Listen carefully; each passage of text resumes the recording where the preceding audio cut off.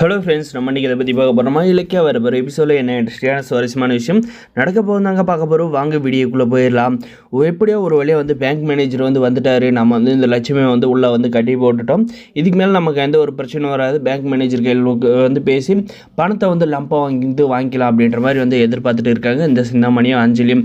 ஆனால் பார்த்தீங்கன்னா நம்முடைய மாசிலாமணி பார்த்தீங்கன்னா அந்த பேங்க் மேனேஜரை பார்த்துக்கிட்டே இருக்காரு. அதுவும் போக கண்ணில் சைகை பண்ணுறாரு. இதை அவர் ஓரளவுக்கு புரிஞ்சுக்கிறாரு. புரிஞ்சுக்கிட்ட அப்புறம் பார்த்தீங்கன்னா சரி, இங்கிருந்தால் வேலைக்காகாது, நம்ம டைரெக்டாக பேங்க்குக்கு இவங்களை வர சொல்லி பேசலாம் அப்படின்ற மாதிரி முடிவு எடுக்கிறாரு. மேடம், நீங்கள் ஒன்று பண்ணுங்கள், நான் மாசிலாமணியோட கண்டிஷன் எல்லாம் பார்த்துட்டேன். பேங்க்கில் ஒரு சில ஃபார்மாலிட்டிஸ் இருக்குது, அங்கே நீங்கள் கையெழுத்து போட்டு நீங்கள் பணத்தை வாங்கிக்கலாம் அப்படின்ற மாதிரி சொல்கிறாங்க. அதுவும் போக நாமினின்ற பேரில் பார்த்தீங்கன்னா இந்த அஞ்சலியோ சிந்தாமணி பேரோ போடல. இவங்க எப்போனாலும் நம்முடைய மாசிலாமணி நடுத்தெருவில் விட்டு போயிடுவாங்கன்றது அவருக்கே தெரிஞ்சிருக்குங்க.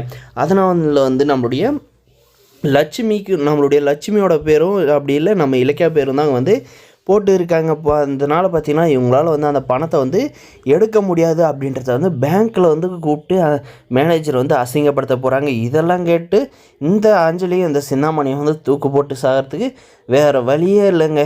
ஏன்னா அந்த 10 லட்சம் கடிச்சேன்னா லட்சுமியும் வசந்தை வீட்டை அடித்து துரத்திட்டு சொகுசாக உக்காந்து சாப்பிட்லாம். யாருக்கு எந்தக்கும் பயப்பட தேவையில்ல. இந்த இலக்கியாவெல்லாம் அடித்து தூக்கி சாப்பிட்டு அவளெல்லாம் பழி வாங்கலாம் அப்படின்ற மாதிரி பார்த்திங்கன்னா எதிர்பார்த்துட்டு இருந்தவளுக்கு சரியான அடி இதுதாங்க. ஏன்னா பேராசை யாரை விட்டுதுன்ற மாதிரி தாங்க கடைசியில் இவங்களை ஒன்றுமே இல்லாத ஆக்கியிருக்குங்க. இதுக்கப்புறம் பார்த்திங்கன்னா அந்த அஞ்சலி மறுபடியும் புலம்ப ஆரம்பிக்கிறா. ஐயோ 10 லட்ச ரூபா போச்சு, ஐயோ நானும் உன்னுடைய மகதானே, என்னுடைய பேரில் காசை போட வேண்டியதானே, போய் உன்னுடைய தங்கச்சியோட மக பேரில் போட்டு வச்சுருக்கேன். நான் இன்றைக்கி போலீஸில் சிக்க வேண்டியது ஜஸ்ட் மிஸ்ஸில் வந்திருக்கேன் அப்படின்ற மாதிரி எல்லாம் பார்த்திங்கன்னா பேசிக்கிட்டு இருக்காங்க. நம்மளுடைய மாசிலாமணி பார்த்திங்கன்னா மனசுக்குள்ளே உனக்கெல்லாம் இதெல்லாம் வேணும்டி, நீ எல்லாம் என் வயிற்றில் பிறந்ததுக்கு நீ எல்லாம் சின்ன வயசுலேயே கள்ளிப்பால் ஊற்றி கொண்டு இருக்கணும் அப்படின்ற மாதிரி எதிர்ப்பு நினைக்கிறாருங்க.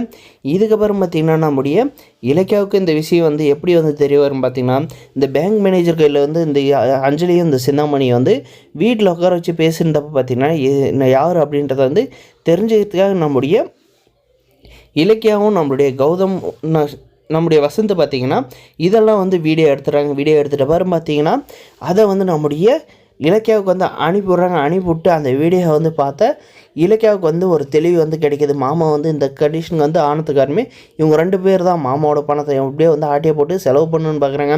இதை விடக்கூடாது அப்படின்ற மாதிரி நம்ம இலக்கிய நினச்சி அவங்களுக்கு சரியான அடி போடுவாங்கன்னு நினைக்கிறேங்க. இந்த வீடியோக்கு லைக் பண்ணி மறக்காது நம்ம சேனல் சப்ஸ்கிரைப் பண்ணுங்கள். முடிஞ்ச ஸ்கிப் பண்ண பாருங்கள். தேங்க்ஸ் ஃபார் வாட்சிங்.